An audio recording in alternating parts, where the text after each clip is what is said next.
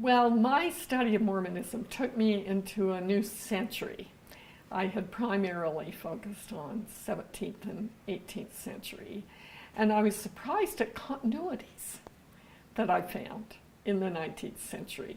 For example, one of the diaries I worked on recently by a woman named Patty Sessions was born about 60 miles from where the midwife I had written about in my best-known book had died in 1812. And Patty could have been Martha Ballard's granddaughter, and it was quite an amazement to me to see how many similarities there were over, 3 generations in the practice of midwifery. Was also amazed at the contrast that Patty Sessions was a joiner in a way that Martha Ballard never was.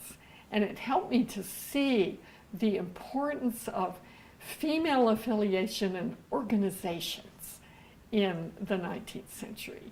Mormonism, Mormon women were joiners and organizers and collaborators, but 19th century women in general were.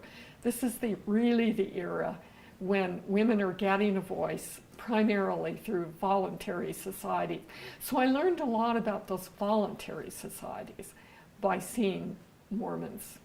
One of the things that I should have expected to find, but was nevertheless surprised, was the instability of marriage and families in the 19th century. The fluidity that was created not only by actually accelerating death rates in many places, but also through mobility, geographic mobility, and the great stresses and strains of that combination of cholera epidemics, malaria, migration, social disruption, poverty, the tumult of the 19th century.